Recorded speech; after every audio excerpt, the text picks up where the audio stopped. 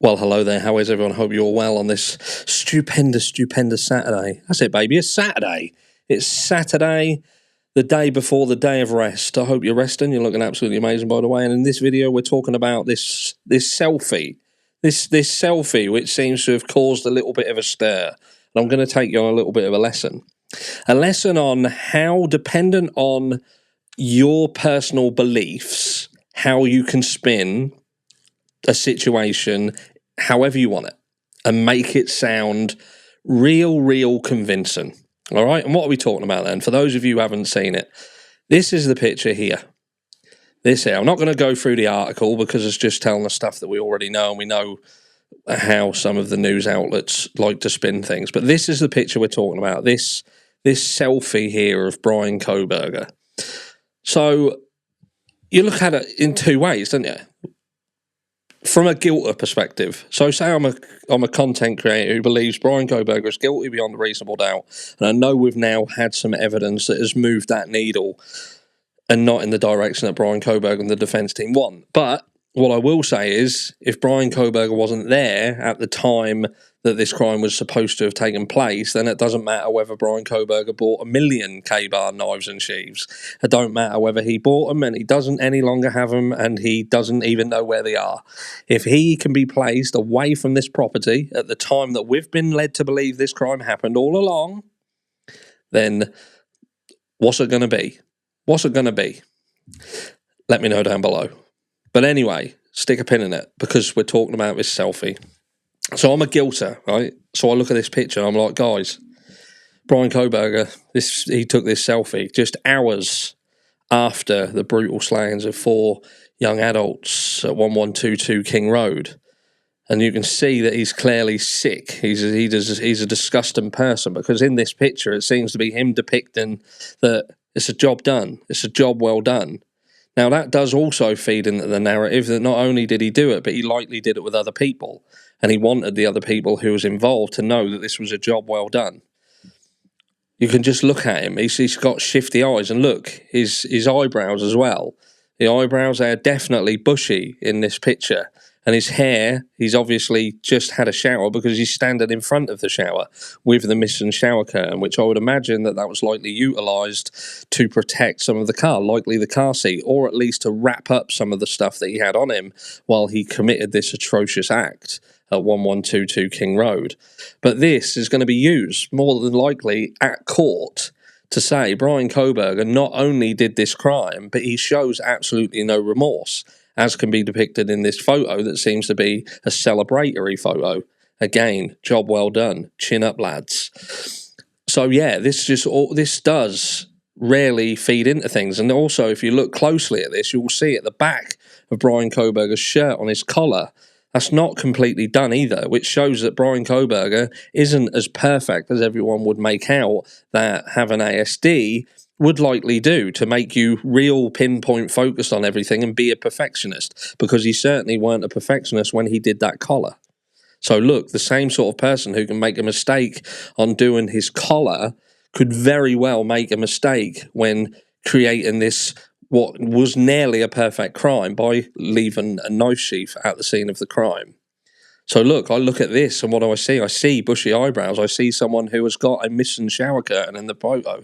I see someone who is thumbing up people hours after doing this crime. A complete lack of remorse. You know, if I rarely look on his forehead, I'm wondering whether this crease just above his eyes is where that ski mask was. I can almost make out that the section round his eyes and going over there is just slightly lighter, as if there's this grey tone, maybe some of the dye come out of the ski mask and slightly dyed his skin.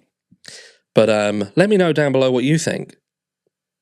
But anyway, now we look at it from a completely different perspective, and that is somebody who is well aware that this crime and this situation has been massively held back. We'll get him off the screen for a second and say, look, there's so many questions around this case. And, you know, the fact that it would seem that Bryan Kohberger did indeed purchase a knife sheath, and not only that, but he purchased a knife sheath and a sharpener the K bar itself, and likely went to buy a replacement. Some people seem to be a little bit confused over the dates. Did he lose it, and then did he buy a replacement after the crimes, or whatever? I think the be all and end all is, if Bryan Kohberger genuinely did purchase a knife sheath, the knife and a sharpener from Amazon, they can prove it. They can prove it and show you the evidence. Now, the downside is that the verbiage within court documentations, it kind of beats around the bush a little bit. It doesn't get to the point.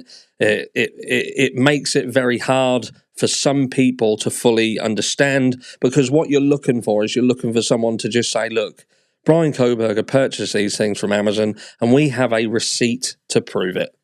That's as simple as that. And here's the receipt. But what they do is they talk about the fact that they've got click, they've got, they literally state that he purchased it, they've got evidence of it, and they've got a witness as well. So what they're basically saying is that there is multiple things tied into this. So there's no real angle to come at, because we've covered all of them bases.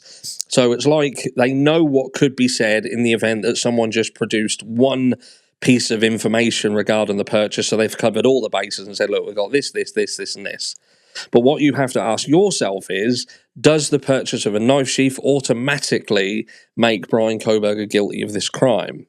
And like I said at the beginning of this video, if Bryan Kohberger can be proven to have been away from this property at the time that this crime is apparently going on, then it doesn't matter what he purchased from Amazon. If he wasn't there, he wasn't there. And that would then subsequently raise other questions, such as, did this crime really happen at the point we've been told that it did? Or did it happen earlier? Did it happen later? If there are things going on in that house and they are manipulating some of the information and doing stuff they shouldn't be doing, one of the biggest things that they would likely do is to move the crime itself to a point where it didn't happen, to make it even more hidden from when it actually did. Does that make sense? But let's just have a look at this picture from a non-guilter's perspective. And how would you say that this picture would go then? Bryan Kohberger took a photograph of himself in a tie several hours after a crime took place, like the many, many millions and millions of people who do selfies every day with their duck faces, with their poses, with their happiness. Do you know what I mean? Selfies every day, millions upon millions of them being uploaded. And this is just another photograph. In all honesty, I could turn around and say, well, that proves that there was never a shower curtain on there, because it's gone in this picture. And this was just, 6 hours after the crime took place. And Bryan just looks normal. It just looks like a normal person who's done a selfie. And I can't read into it any more than that, because I do not know anything more than that. But what I do know is I can look at a photograph like this and push it out, manipulate a story, attach my thought process to it and what I think, and punch that out to everybody in the community and make it sound as realistic as possible to try and convince people to follow me. When in reality, we do not know what the fuck this means, because it could mean absolutely nothing.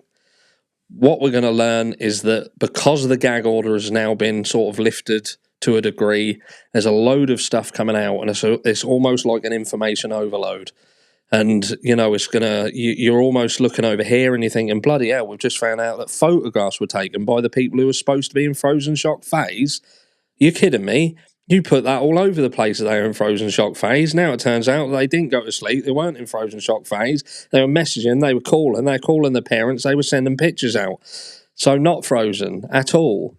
You're trying to tell us that they didn't really know what was going on, but all this stuff was going on. And then you had this 911 call that you're trying to say that they were shocked and upset and everything there. But really, that call doesn't make sense at that time. It's almost like that call would have been made either during or after the attack itself was taking place or had just taken place. You move that call to a different time, it makes more sense. But who knows? What do I know? I don't know anything. I just know what I'm seeing and trying to make sense of.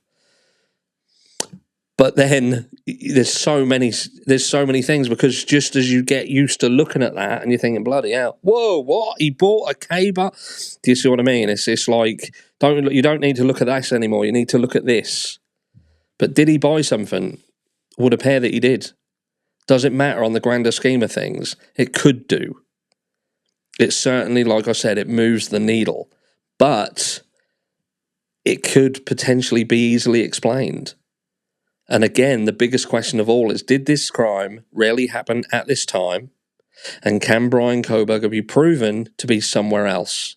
Because why I still ask this question, and why you should still ask this question, is because they do not place Bryan Kohberger at this crime. They don't place him there. They can't place him there. They place him away from there, and they can pinpoint him on different, or pinpoint a car that could potentially be his. But what they want to do simultaneously is say that his phone's off, or don't even want to tell you that. They don't even want to commit to that, just that there's a possibility that his phone is off. And then what they also want to do is tell you that the very data that could support what they're trying to say doesn't exist. Well, simultaneously, it's been proven that it does exist. They know it exists and have utilized it and seemingly hidden it. Why would you want to hide data that can be used to prove your point, especially when it's used all over the country all the time to put people away? So why is it that now this very same product could be used to potentially exonerate someone? Law enforcement, prosecution, courts don't want to know. Make sense of that.